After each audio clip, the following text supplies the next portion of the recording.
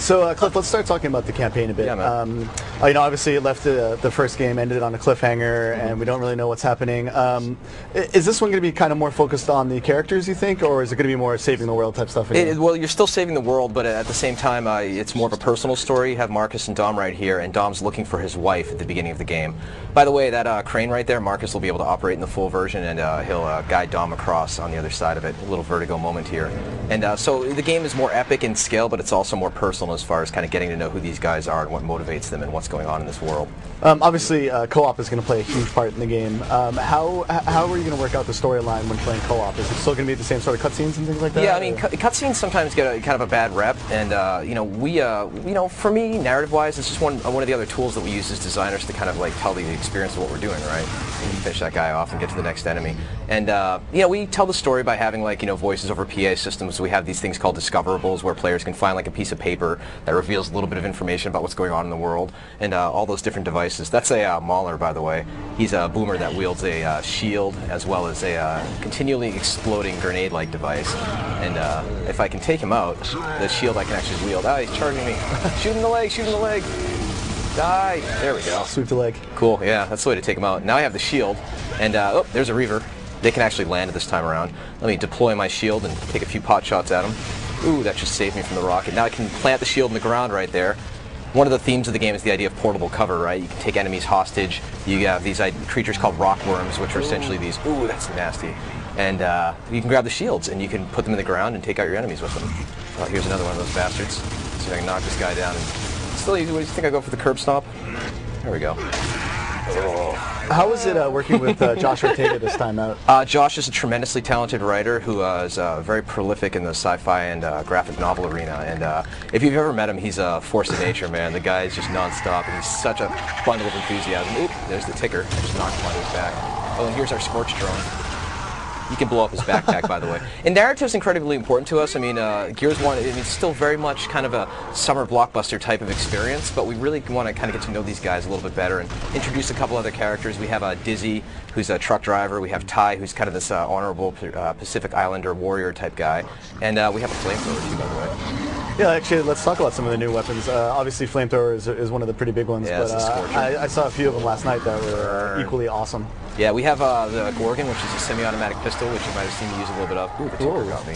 And then we have the Mulcher, which is our Gatling gun. And that's... the Mulcher? Yeah, it's named appropriately because it basically mulches your enemies.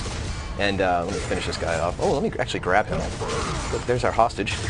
And we have a mortar launcher, which is tremendously heavy, and you can launch explosives across the entire map, which is very, very useful in multiplayer. We've seen the hostage thing a few times now. How exactly is that going to work? Will other locusts actually not fire on their squad mates? Oh, they will, and it's actually when you have somebody as a hostage, it's basically a get-out-of-jail-free card as far as somebody using a boom shot or a grenade on you. And if somebody actually chainsaws, what winds up happening is they'll chainsaw their buddy, and then you can kind of get away while they're delayed for a second chainsawing their buddy. Can you use the hostage mechanic in multiplayer as well? Oh, absolutely. But the thing to keep in mind is once you take somebody hostage, they're basically they go into the spawn queue immediately. So you're not just carrying them around for the rest of the game because that'd be very, very frustrating. If you were to take somebody hostage, would they be able to eventually break free and attack you again? No, once they're gone, they're gone. Yeah. And the Hammer of Dawn's back. You saw it with the other guy, and I'm going to take out this guy.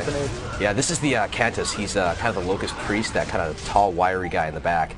And he can summon tickers from the underground, and as well as use the gas grenades on you. He can also revive other enemies in battle, which are very, very tricky when he starts doing that kind of stuff. Let me take this bastard out. Burn him. Get him, Dom. Dom just knocked him down with the screen attack. You see that? There we go. Take it. So the in the multiplayer, there's also a new mode called Horde. Yeah, basically, so what we wanted to do is have a. We love co-op, right? And we still have 2 players in the main co-op campaign, but we also wanted to kind of expand upon that by having a 5-player mode called Horde. And I'm going to actually finish this guy off right here and tell you about that. So it's basically 5 players against wave after wave of Locust, and I like to pitch it as kind of a Geometry Wars meets Smash TV mode. And we had some great hands-on time with journalists last night. Everybody was hooting and hollering and dealing with the wave after wave of Locusts that are coming after them. Right here you can see the crowd system at play in the latest version of the Unreal Engine, and there's a Brumac in the middle of that, and I'm going to grab the mulcher gun that we talked about. You can see it's very heavy and it has a little bit of encumbrance, and I'm going to mount it on cover and just start unloading on the crowd and finishing them off. I can actually cool off my gun by holding the right bumper. You can see the steam coming out too because it overheats. And then the Brumac's unloading on the building here, and the building eventually collapses on the entire crowd, kills a lot of them, and then, as you'll see in a second, has a little bit of a surprise. Got to get out of the burning building first. It's starting to look like backdraft up in here. Nice fire effects and everything. How is to go back to the Horde a little bit? Yeah, to go back to Horde a little bit. How's it going to work as far as getting through one level and then you go to the next one? I assume it just gets harder and harder. It does get harder and harder. We're looking at about 50 waves right now, and we have all sorts of different types of enemies that start coming in, and we kind of ratchet it up to the next level, so it gets a lot more challenging. And then the elevator's sideways here. And so what winds up happening is we bookmark after 5 waves, so you can basically try and play through and get on the leaderboards. And once everybody holds up, it's a ton of fun. Let me just say that I am big onto small details in games, and the side winding elevator with the falling building to me is nicely done. I love the little audio of how it sounds all screwed up when it's like the elevator music and it's like. There's the Brumac, by the way. He's trapped, and if I can get around to the side of him there.